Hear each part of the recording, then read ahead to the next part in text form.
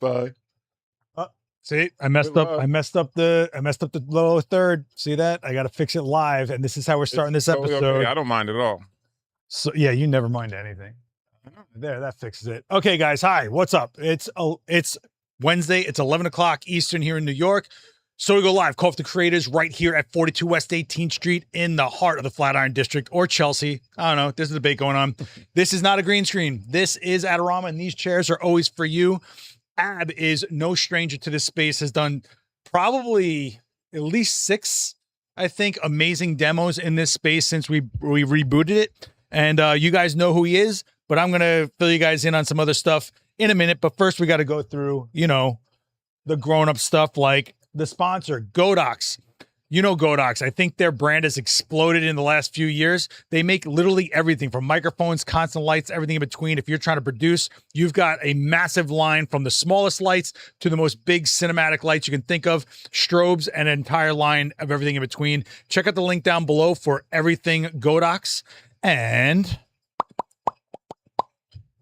Tenba was like, hey, you're doing cool stuff. We love photographers. We were started by a photographer in the 70s here in New York. So they made us a custom Coffee Creators bag that you finally get, man. You finally get the custom. I like this with the custom badge. Not many people get this. I feel special. You're very special. In fact, this is your second time on the show, but you were so early in the first time that I didn't have this deal going on with Tenba yet. So, I'm glad you got that. You're no stranger to Tenba. All your cases when you come in here at Tenba. So I actually shoot for Tenba. Oh, well, there you go. That makes sense. Tenba was started here in New York, but they make everything. They have a 4-wheel roller case now for carry-on. I love their tech pouches. Go check out the link down below for the full lineup from Tenba. Everything they make is made so well and so well thought out, and Ab has been through a lot of it. So that should tell you. And last but not least, I want to say thanks to Gotham Roasters. Cheers, kid. Cheers. What'd you get? I have a raspberry promenade tea. I don't even know what that means. I made the promenade. I made that up. I don't even know. That's because I have caffeine. You meant to say pomegranate, right? And so pomegranate turned into promenade. What do we buy, a bridge? Gotham Roasters. This is going to be a show, man. This is going to be one. Gotham Roasters, 1 block up on 19th Street. Go say what's up to them. If you're going to come to a demo, go say Adorama sent you. Then come hang out in one of these seats.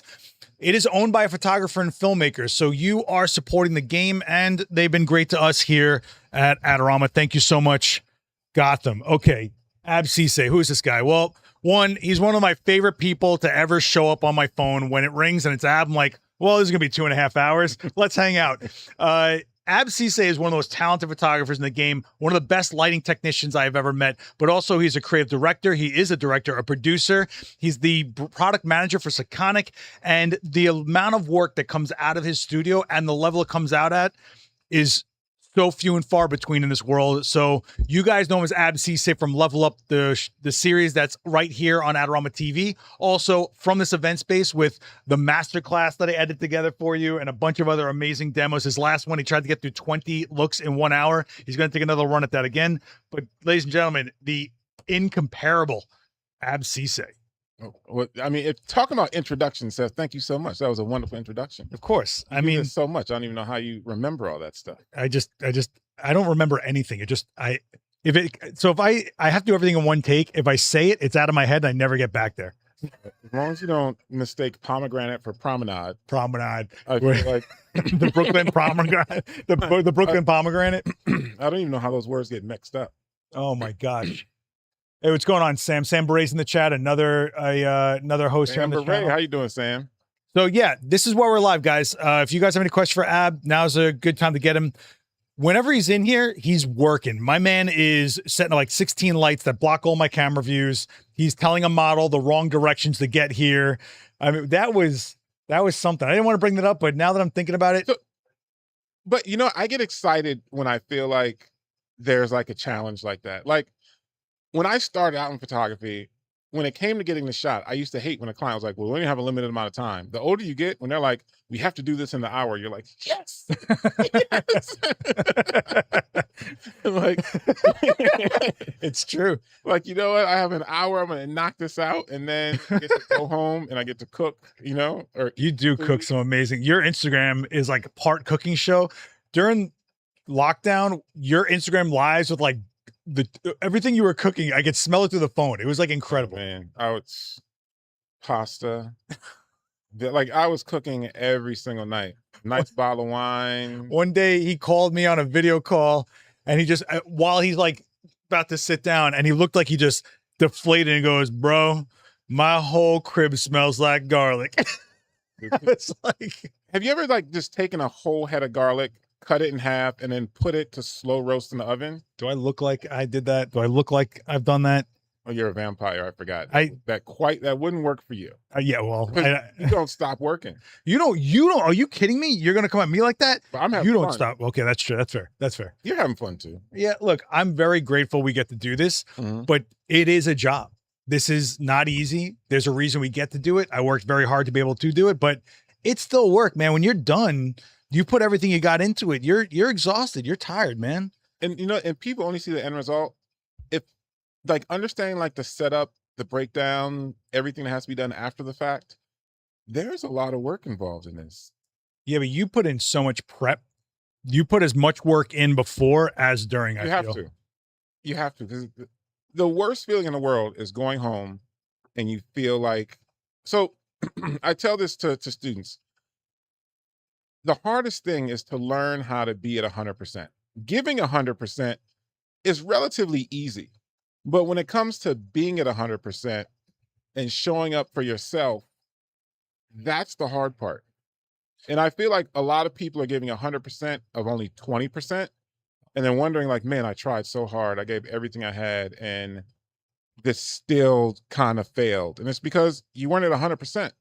And so now I try to like wake up every day knowing exactly what I have to do, what I have to get done. I started using Apple reminders. Oh, and so I've been trying to figure out, hey, how do I get more organized? Because like you, every 6 months, your workload increases by about 10 to 20%, just naturally, right? People want more. You were happy doing short form content and everyone's like, you know what? We got to go back to long form. And you're like, okay, so now everything that used to be 15 seconds has to be an hour, Yeah.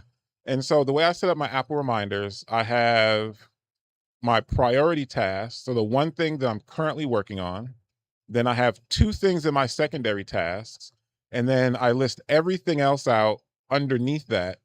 And then I have 1 thing for things I'm waiting to hear back on. And now I can just pick up my phone at any point. I can look at it and I know everything that I'm doing. That's a production guy. I take a red Sharpie every morning and I write notes on my left wrist. And I just try not to wash this part of my wrist till I get home. And then I try to remember, why did I put the letter C there? What starts with C? So I play the Sesame Street game in my head.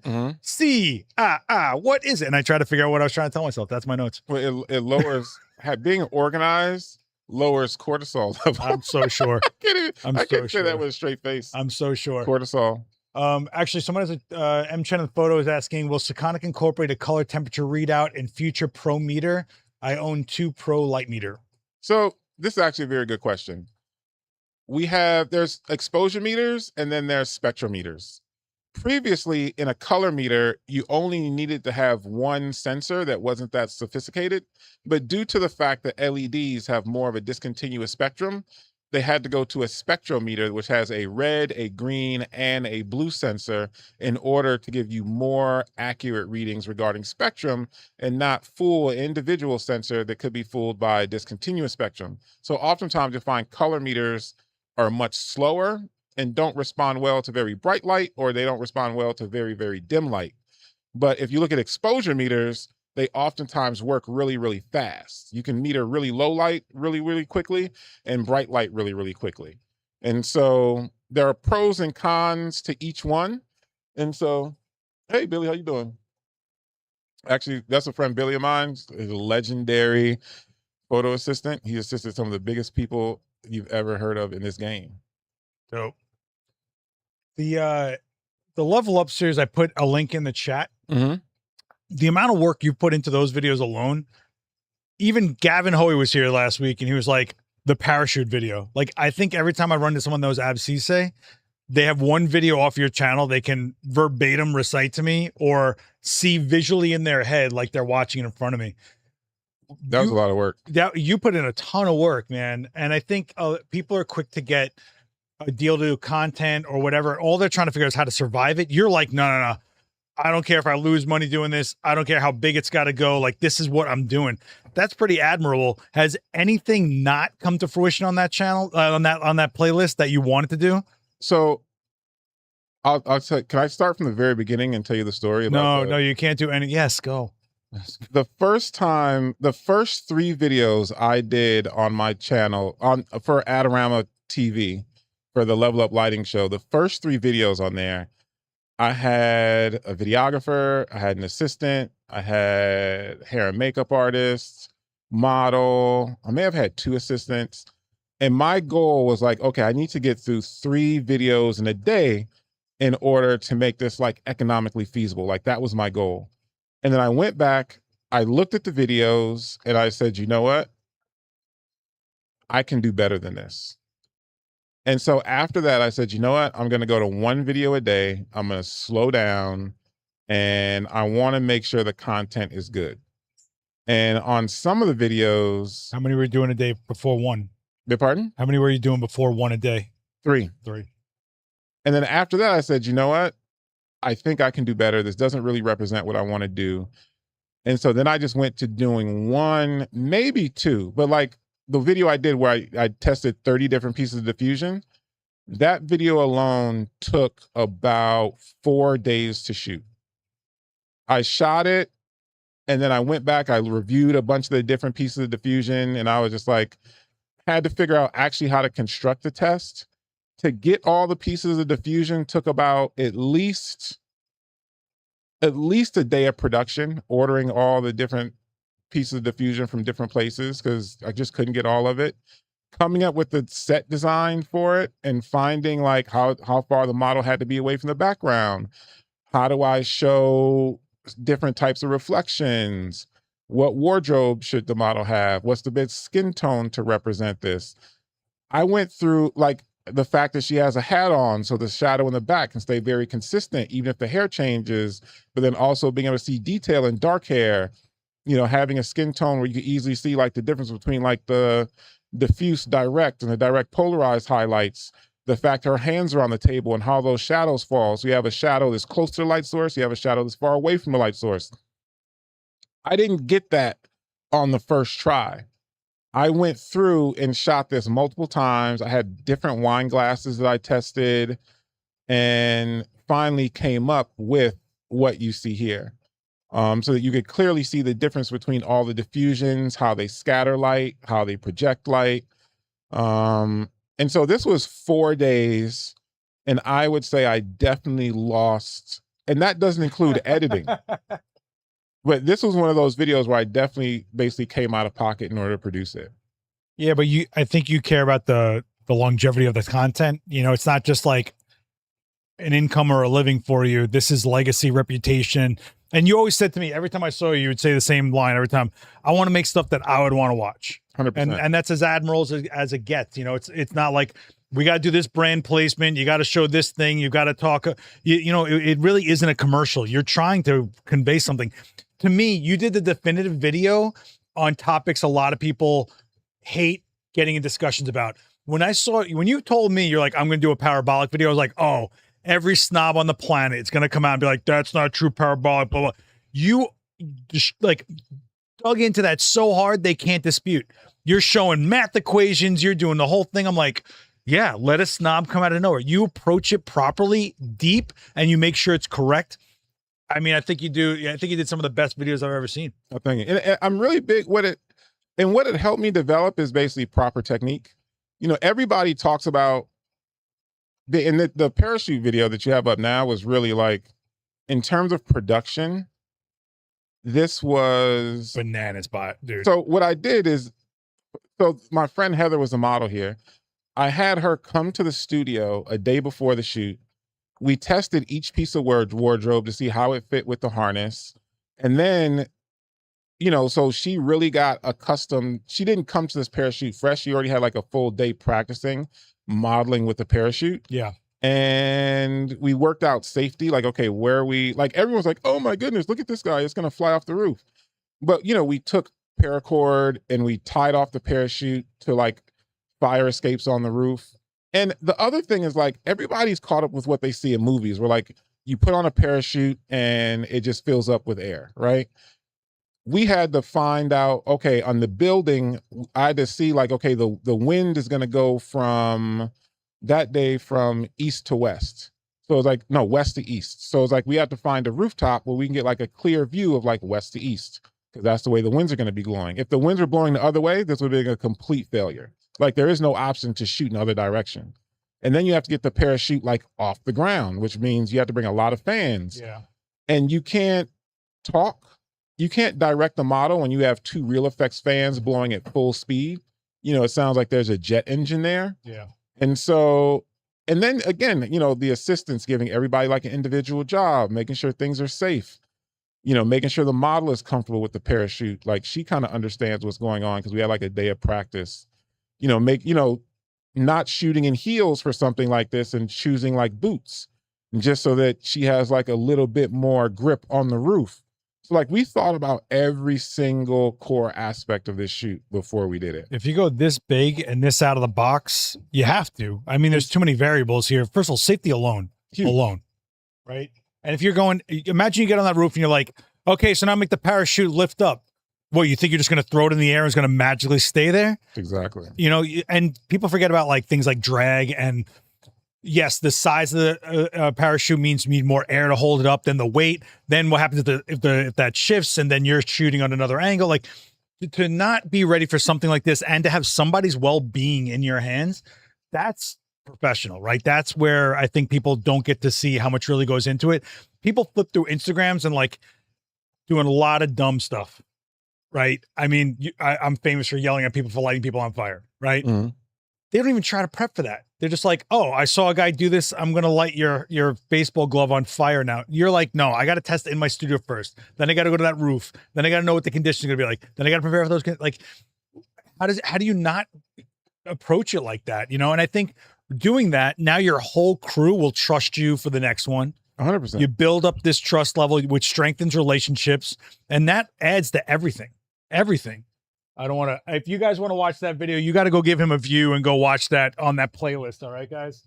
But the parabolic video I pulled up because when you told me you were going to do this, I was like, oh, they're going to come for him. I was like, I don't know, man. So I like when people come for me. I know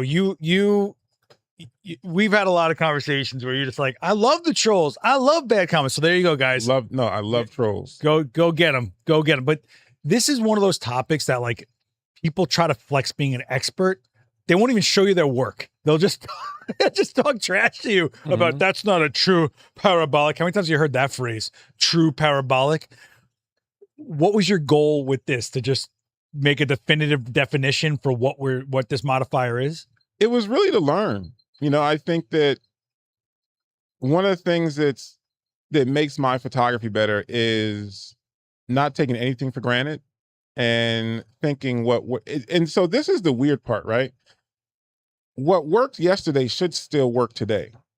But there's variables. When you're talking about photography, you're dealing with form, you're dealing with space, you're dealing with lighting, and then you're also dealing with culture. When culture changes, the way form, space, and light get interpreted in people's minds as to like what's wrong or what's right or what's relevant anymore completely changes.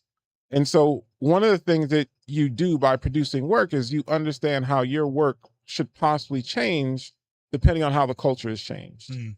And you shouldn't relevancy. Feel forced to, 100%. Under culture, you have relevancy based upon location, based upon genre, like in the wedding portrait world, when you talk about fine art, it means you're basically making a painterly photo that looks like you're copying a Caravaggio. You know, in the fine art world, fine art photography is about, you know, your concept, your artist statement, you know, doing something different. I'm not doing a good job of representing this, but it's definitely more conceptual in nature than making a painterly photo. You know, like when someone's like, I take fine art pictures, it's just like, what does that even mean? Yeah. You know? Or I hate when people plug and play words they've heard, like painterly, like I like that you do a workshop and they come there, I want that painterly light. What is painterly light? Tell me. I love that. I love that question. Bro, Yeah, don't even. And half the time they show you something, it's like, no, that's just edited a lot to look like a painting. Like, what do you're not talking about light at all here, you know? Dan Aragon. Oh, by the way, what's up, Gary Hughes in the chat? Gary, how are you doing? Dan is asking, I'm impressed with the way Ab works quickly without looking like he's rushing. Yes, he prepares a lot, but how does he maintain composure while improvising? So when I first started doing Adorama lives, I started out on the Twitch channel way back in the day. And I remember I went into the Twitch channel with a huge amount of preparation. And then having a chat room that was silent for an hour. And then you're like, is anyone there? And they're like, yeah, we're listening. And then you're like, okay. And then you just keep doing your thing. And then you say goodbye, you know? And then I learned that you have to be very comfortable being yourself. And you have to have the first 10 minutes dialed in. And after the first 10 minutes is dialed in, the rest of the hour is easy. But if you try to dial in the whole hour, sometimes what happens is you don't leave room for like what the universe is presenting you. And what the universe presents you when you're doing live is like people interacting. And so by leaving some bit to chance, people interact with that chance bit more than they do the piece that's like really dialed in. But the piece that's really dialed in gets you, I guess, mentally ready. And then you can keep building stuff around it. And so I do leave, and you know, Seth can speak to this too. Like a comedian, I do have a routine that I know will work. So let's say if stuff is like falling apart, it's like, well, at any point I can fall back to 10 one light setups with bare bulb. And I know I could do that in my sleep. Yeah. And I can integrate that. Like, you know, a beauty dish could fall off of a light because I didn't safety it. I'm like, you know what? Let's go to bare bulb, you know? and it may look like I just rolled with it, but in my head, it's like I had this one dialed in, you know? No, it's like anything else. If you do this and you have your setups that you can lean to, you have your go-tos that you can pivot to. And I think in the last multi-light demo I did for you guys, I was like, I'm setting this up because I know 3 other ways I can use this, not just the one way that's going to be there. So 100%. I'm not looking for something. I have something and I can pivot to something. You just get ready for it. But as far as like the first 10 minutes of live being dialed in, I think what you're basically doing is you're hooking and you're building a foundation to stand on for the rest of the live stream. 100%. But like, some people just aren't built to go live. If you're not genuinely able to be there on the spot for whatever happens, it's not your format. I've always, what is going on here? I've always like thrived on live because I just don't want to script anything and I just want to hit go. Once you learn like when you can see, like way back in the day, I used to do web design, right? And it got to a point doing web design where like you'd work with a client, there was no end in sight. And you're just sitting there like, man, I'm just on this treadmill and I don't know when I'm going to get off. Knowing there's like this fixed time, you just, you know, it's like working out. If I didn't do anything in front of people for 5 years and then I came to do it, it would be horrible. Excuse me. But when you do it often, you just build the muscle. And I think where photographers fail the most is that they don't practice anymore. Like there's like I was just talking to Seth, like, you know, come to the studio and there's just days where we just practice stuff, throw it against the wall, see how it works, where you don't have this ticking down and you have to like immediately solve this problem. No, you have to work out. Look, I call it working out, like I get a workout in the studio, but like no one can expect to be on a pressure set with a bunch of people that are looking at you to finish whatever you're doing and be like, you had nothing to bring to that table. Every time you have a chance to try something, then you sharpen that up and go, all right, in this situation, I could go to this. If this happens, I got that. Now it's in your back pocket and you bring it to those sets. The reason you're able to get done with a shot in 10 minutes is because of all that. 100%. People, it's that Picasso line, you know, you didn't pay me for the 10 minutes to do that. Pay me for the 30 years it took me to get to those 10 minutes, whatever the quote is. When you guys are watching demos, I don't think you realize how much an entire career is boiled down into a demo. I mean, Daniel's been doing it for 15 years in front of your faces, and I think he's kind of trained the audience to take it for granted a little bit, you know? No, 100%. But man, you don't make it easier for yourself when you come in here either. You're like, let me set up a 9-foot light in a 4-foot space and see what I can make happen here. And also, it's easier if you put yourself in a scenario where everybody expects you to fail. So someone's asking, what fundamental approaches should I master to be the most flexible and efficient? The one thing I would tell every photographer to go into the studio and practice that will transform your lighting is the use of a fill light. Yeah. I think that testing out different fill lights, from bouncing light off a wall to using a large umbrella to just using a normal reflector to using bare bulb to using a gridded saw, like understanding your fill light will fundamentally transform your photography, because you know, you can find great main light in nature, but oftentimes you just don't have enough fill. And if you base your main light based upon like what you see in nature, don't even ask me how that happened. I thought I turned everything off. But if you base your fill light on what you see just happening naturally, and then when it comes, not fill light, your main light, sorry, but people just don't study the fill enough. When I look at most photographers, I'm just like, you really don't understand how to use a fill light.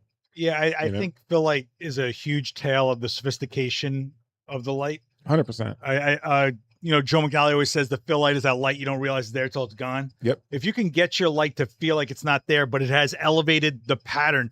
Look, I always say we set the pattern with our key.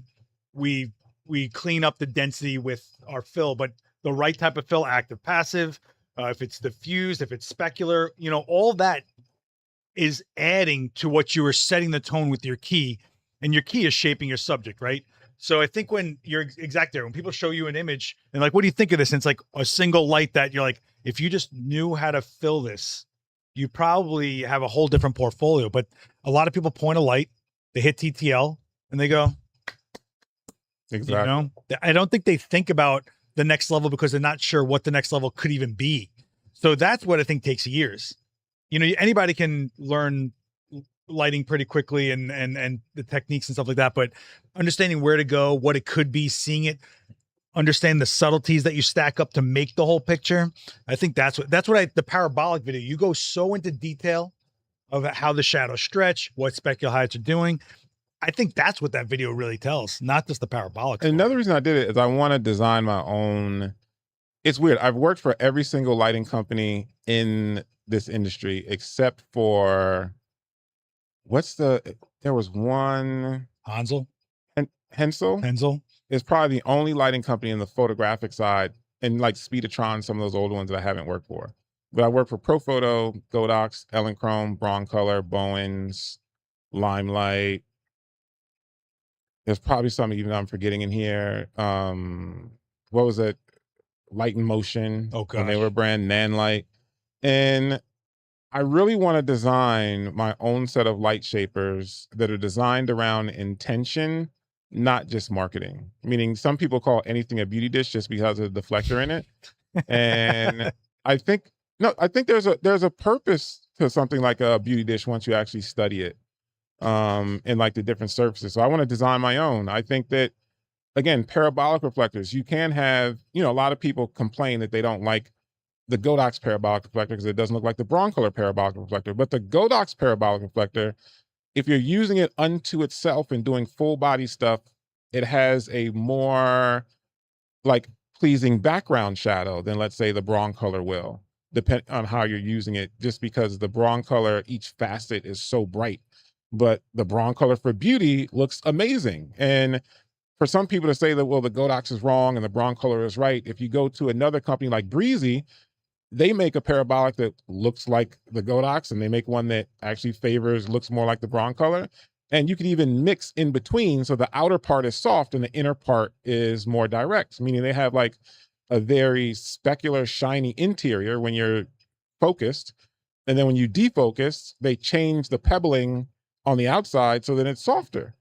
And I think a lot of people don't ask enough questions and they offer critique. And if you ask them to explain why, I think they only want a response. They actually don't want to learn anything. No, absolutely. Absolutely. It's almost like they don't know how to create a conversation, so they come at you that way. Well, that's the only way they, like, if you ever got on a conversation with someone on the train and they start telling you how horrible their day is, and they kind of want to, what do they call that when you're trauma bonding?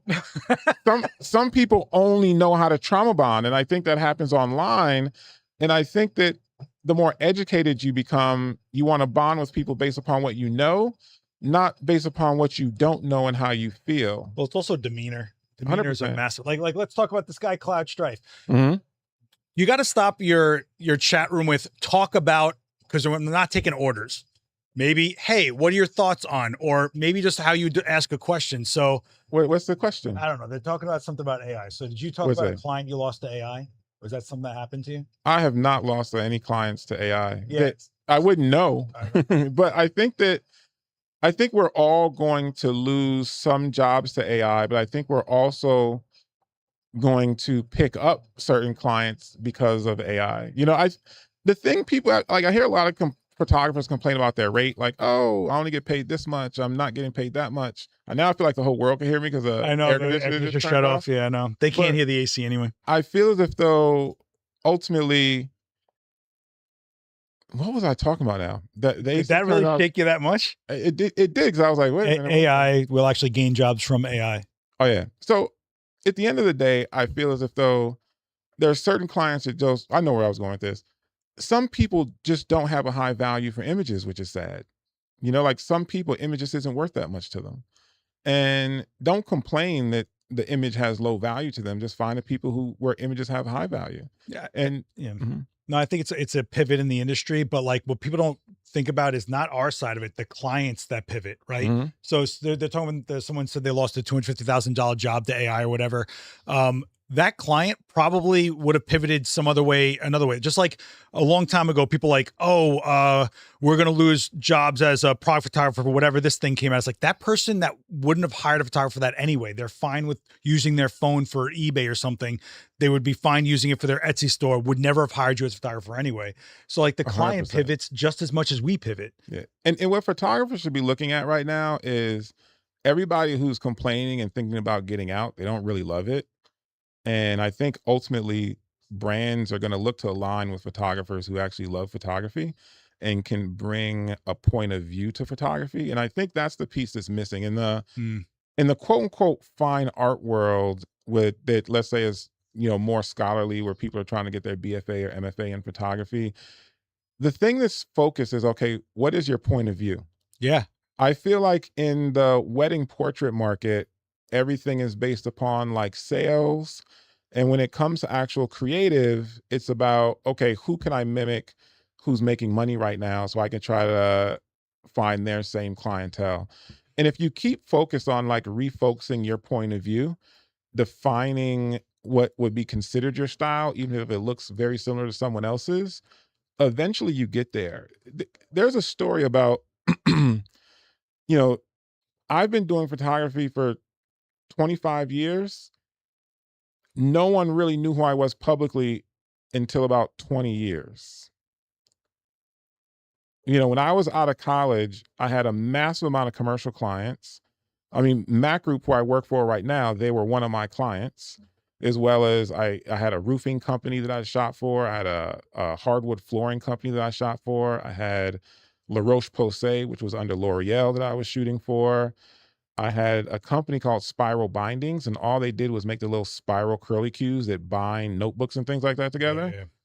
Huge client, And then some of that stuff just disappeared, and, I'm always looking forward. And I think a lot of other photographers spend too much time looking back and trying to fix their business.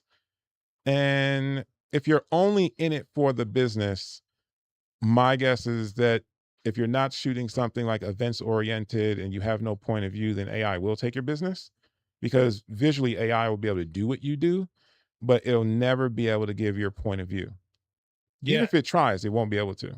I think it's the hardest thing for people to cultivate is it's not just the point of view, but trusting your point of view, like having the confidence to say, no, I do think it should go this way. I do think the style should lean towards this.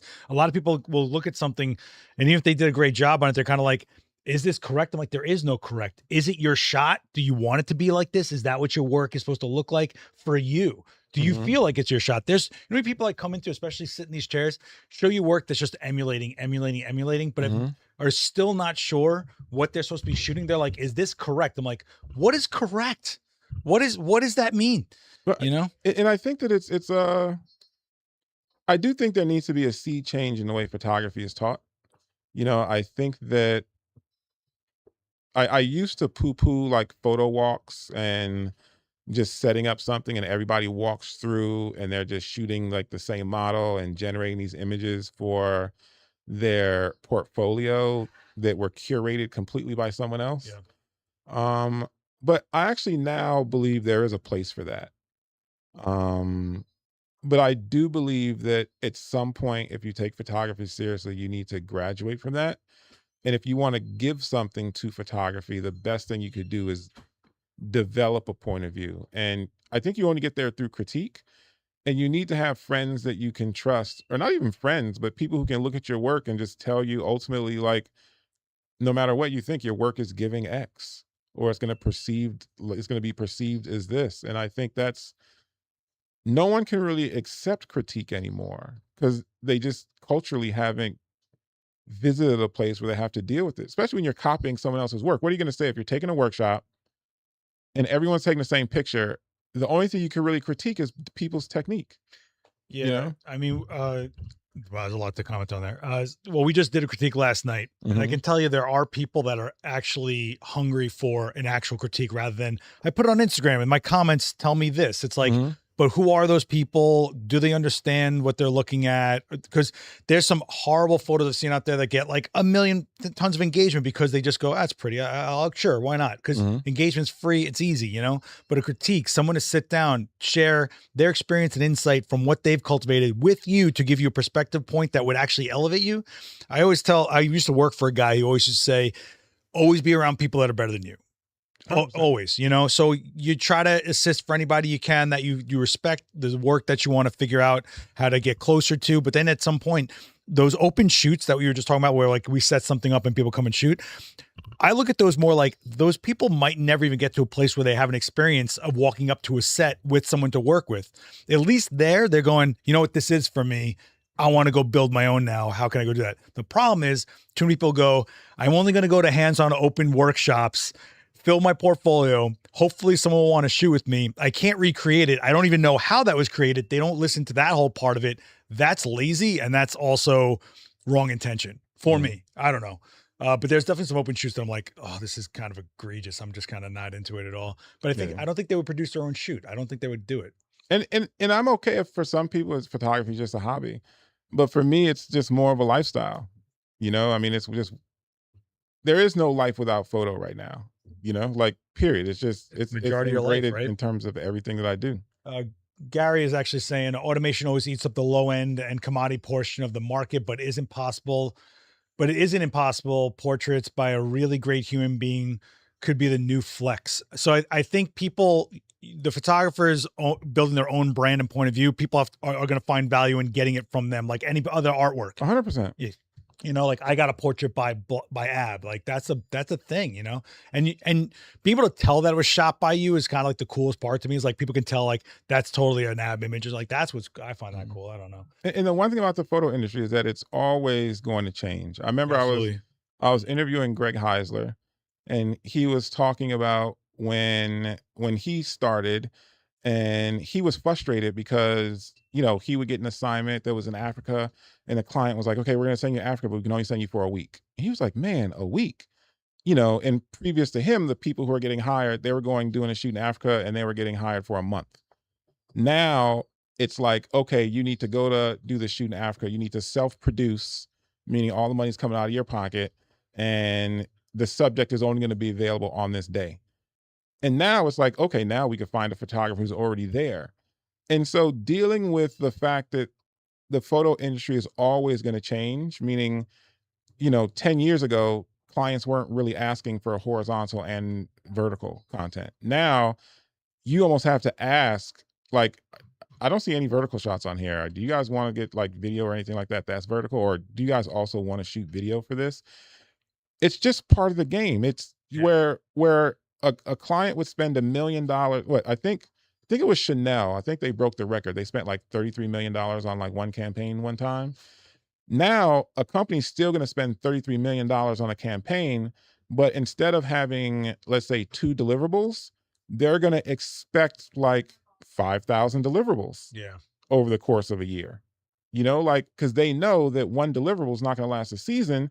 It's going to last a week, or it's going to last like for Fashion Week, or for Cannes, or for this event that's just happening. But they have to move almost like with the news cycle. The advertising cycle is completely changed. Well, I mean, as the world moves faster, our tools help us move faster, but doesn't mean that we don't pivot to go, okay, well, now look, man, when I was back in the film days of the magazine, images would last a lot longer, and I'd have a lot more breathing room to get it delivered to it. Now, by the time, before I leave that studio, it's delivered, right? Done.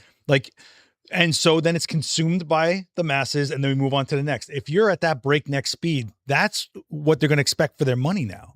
You know, so you have to move with the industry in any industry, and this is no different.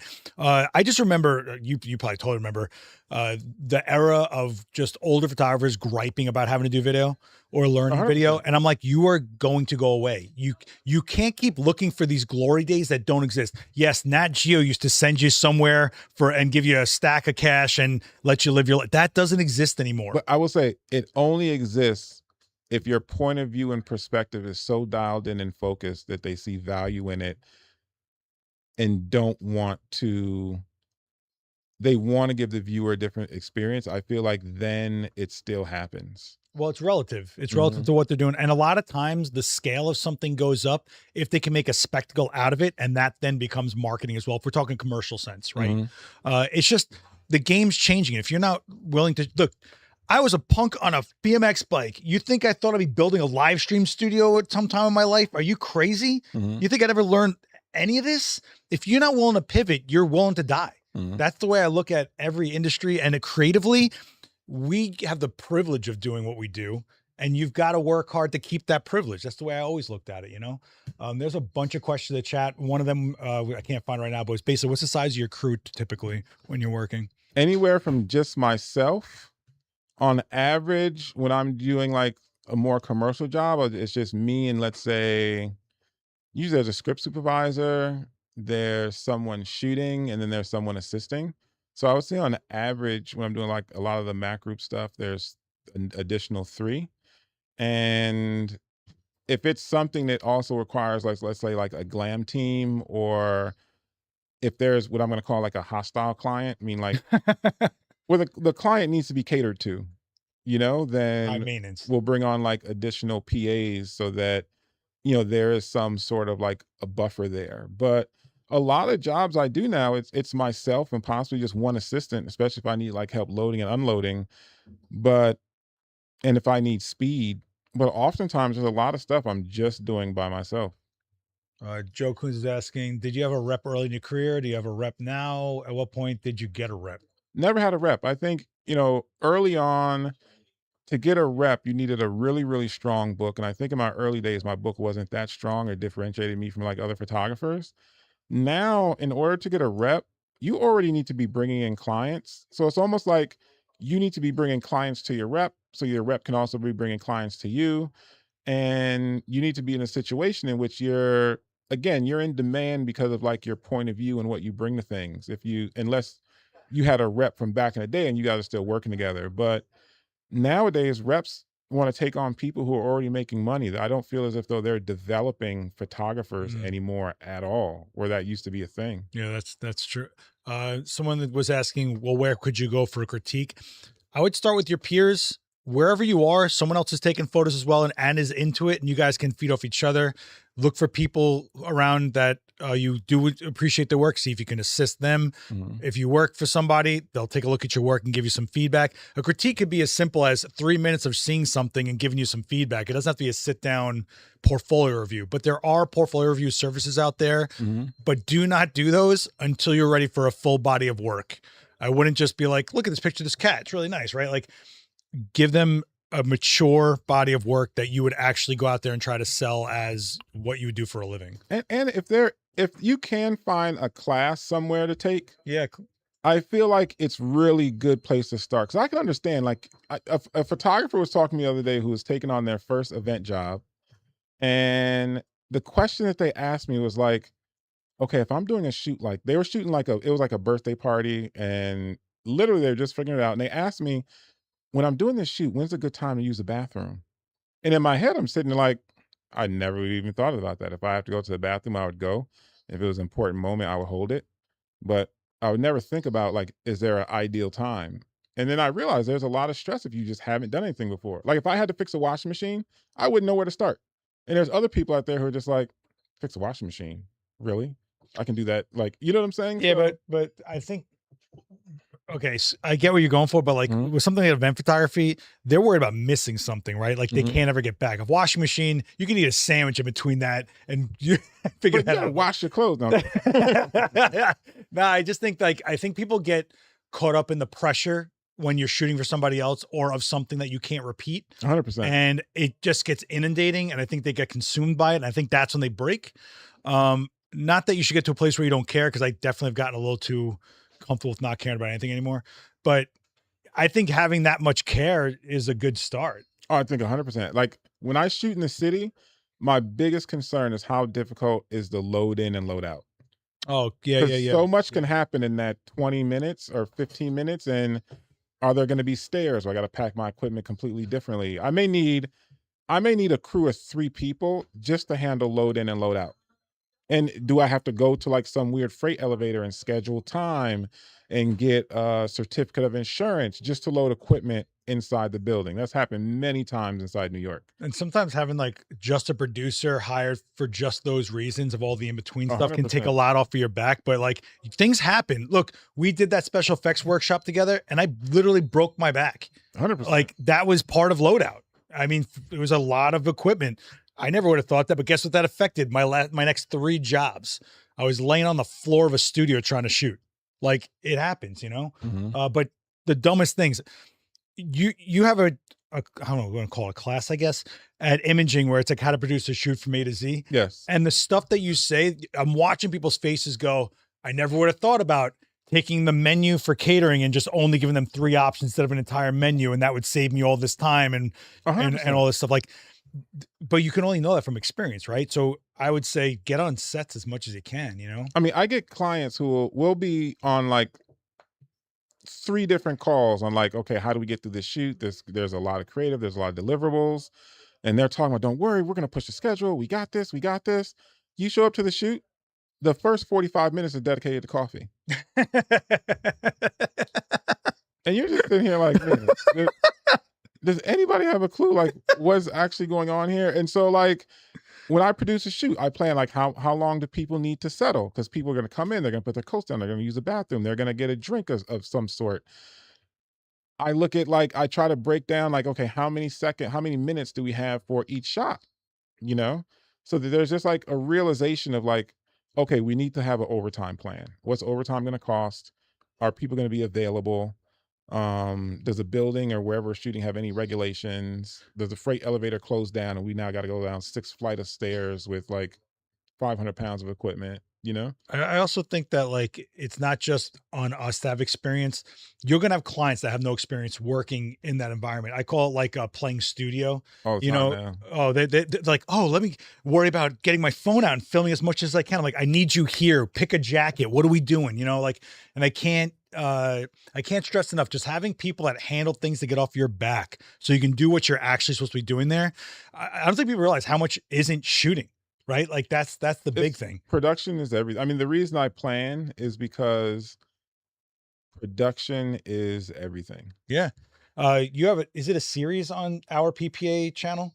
Is it, or is it I like, have, I have like a series I've done there, but it's not ongoing. no, but there's a bunch, good videos from Ab, like I think at least 5 about producing, on our PPA, their channel, Professional Photographers of America. And there's also videos from like everybody, Gary Hughes, myself, Daniel Norton, like so many people that are here are also on that channel. So go check that out. But those videos are really good. I think they deserve some more views. So maybe I'll put a link to that in the chat a little bit. There's a bunch of questions in this chat, man. Give me the questions. Give me the questions. I'm All here right. for them. Dan's asking, do you create your point of view or do you realize what it is over time? Both, and it changes. It's maturity, Mhm. you know? Why is this not scrolling? And read other people's artist statements, understand how other people form the thought of like putting a point of view together. Be around work and also what went into the work. And having a mentor helps a lot. Yeah. Raisin's asking, I'm trying to level up shooting more creative content, but struggling to find and build a creative team. Any pointers or advice on team building? So team building, one, it depends on your area. New York's a place that's like rich with a lot of people who are in your same situation, but who are also looking to be part of a team, whether it's building their hair and makeup portfolio. You have to start from somewhere and understand to get your way. Sometimes you may just have to pay people. But you have to start producing work and producing ideas to attract people to want to work with you. And you have to be very kind to people and make sure you have snacks on set. No matter how good your idea is, if you're presenting to someone who's really hungry, it could fall on deaf ears. Yeah, people. I actually really mean that. No, people are still people. Like in the end, they got to be comfortable around you, and part of that might even be like subconscious of like, I'm hungry right now and there's no food and I don't like this guy, or how far is the bathroom from here, or how clean is it? I think that what you just got to go out there and be around it to understand it. I think once you are in the environment and you get a vibe for the environment, you can then go create your own environments. And then when you realize that it's all about how much value you provide to someone else is how much they're going to want to work and be around you. I think it's a lot about value. Even if you're an assistant, you are adding value. Are you going to be more of a hindrance, or are you going to help me out? So, and this is where I think workshops help. If you do go to a workshop and there's something there that someone is doing, try to actually learn how to replicate that and create it, put your own little spin on it, put a brief together. A great way to build a team is if you put a brief together, like, this is the type of hair that I want, the type of makeup, the type of wardrobe, how flexible you are to them adding in their own 2 cents. And when you show that to a model who guarantees, like, okay, if I do this shoot with this photographer, these are the type of images I'm going to get, then it leads to start building a portfolio where then you start working with more and more models. Then you work with someone from an agency. She shows your work to the agency, and then the agency starts sending you more people to work with. When you work with more professional models, then you can start working with more professional hair, makeup, wardrobe stylists. Like, everything just kind of keeps feeding each other. But if you haven't put in at least 1,000 hours so far, part of the problem is you just have not put in enough work. And if you haven't put in at least 200 hours of just thinking, of just pure thinking and coming up with plans and ideas, that's your first problem. Yeah. And I also think if you got to put your work out there, a lot of people, I think, get stuck in their own head and they're like, I know what I'm capable of. I know what the photos I could be taking. Well, go produce them and put them out there so people can find them and understand that you did that. And then they're going to want to be part of that. Like, actually, I do like this style. Actually, that is kind of something I like. I think we are on the same wavelengths and stuff like that. Yeah, 50% of being a commercial photographer is access. Oh yeah, that's a good. What's your go-to snack on set? I'm a fat kid at heart and I need inspiration. Go-to snack. What am I missing? Your snack? Oh, go-to snack? Yeah. You have a good bowl of snacks at your studio. I will say, every time I go there, Bob's granola. Oh. I feel like it's a 390 calorie granola bar, has a decent amount of protein in it.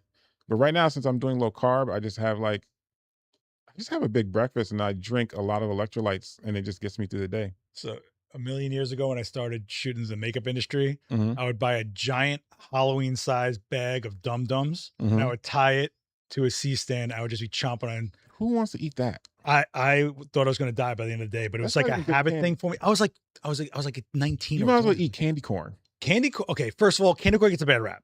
Candy corn is good till it makes you want to throw up. It's pure sugar. It's great. I know, but it's 77% wax. The rest is pure Halloween magic. And if you don't understand the magic of candy corn, then it's already lost on you. But the magic is completely gone after you're the age of 25. If someone made like perfume that smelled like candy corn, I would never get anything done. Are you serious? I'm dead serious.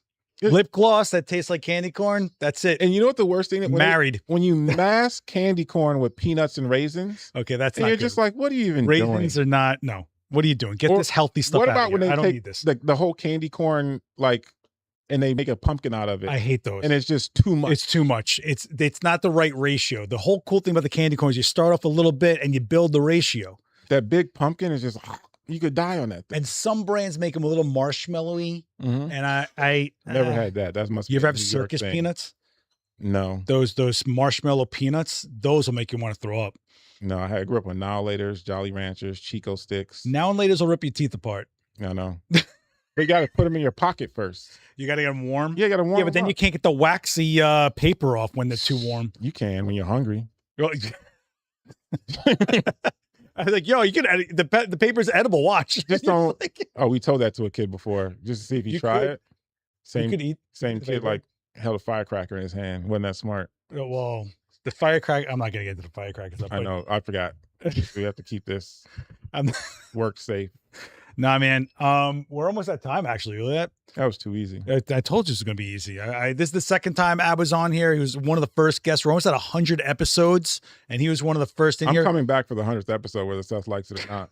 I got a feeling something's going to happen on this 100th episode that someone's not telling me, because Daniel Norton's actually going to be hosting the 100th episode. I'm coming in. I don't even want to know what kind of a ridiculous mess I'm going to walk into on that. However, AB Sesay has like 7 demos on this channel right here. If you don't know this, my man shot live and did some of the best demos ever out of here.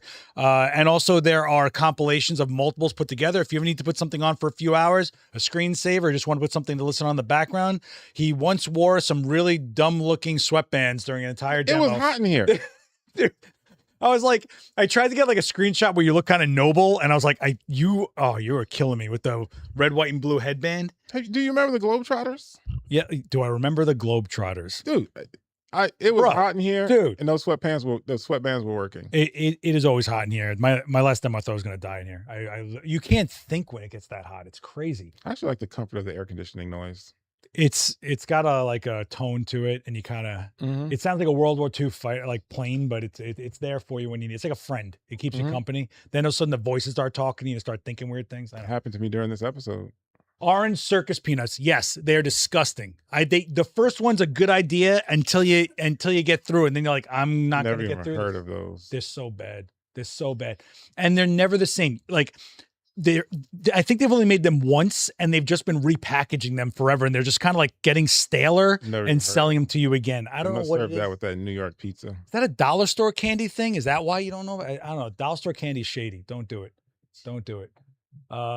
Guys, I think we're going to call it there. All right. Do you have anything you want to promote? Anything you got coming up? Your own channel? No, I am working on this beauty dish guide that's going to come out at some point, where I shot 18 different beauty dishes. It's just overwhelming my brain right now. You've been working on that forever. I've been watching you collect beauty dishes from everywhere. Now I need a garage sale. I'll take. I'm gonna come one day and I'm gonna put beauty dishes inside a $3 bin. Wait for that day. I'm gonna come in here and just throw them in there. First of all, call me first. Okay. Is this gonna be on your own channel? Yes. Okay, so do me a favor, follow Ab here. He does a lot of Ask Me Anythings on his Instagram. So if there are something that you want to get into, something that goes on going forward, make sure you follow him, check his stories out. Also, check out the Level Up playlist. I put the link in the chat and I pinned it there. Also, check out his videos on Our PPA, which I did put the link in this chat somewhere, but it's OUR.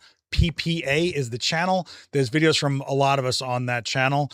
Ab, we don't get to hang out. We kind of call each other and do stuff while we call each other for like 2 hours. You're the only guy I talk to that my Bluetooth headphones die on me from how long we talk. I'm old school, man. I talk forever. Yeah, you do talk. When you call, I'm always like, all right, do I have half a day? No, you can always cut me off. I'm not one of those people who hang on. No, that's your best. That's the best with you is like, I gotta go. You're like, I gotta go later, like mid like syllable, and he'll shut it down because he knows what it is. But it is kind of fun to talk to you while I'm in my studio setting something up, and then you're in your studio setting something up, and we're all like, it's just a weird. I appreciate those moments, you know. Right. Anything you want to leave him with, or no? That's it. Check out this beauty dish guide at some point. There'll be a piece on Sekonic and a piece on my own channel.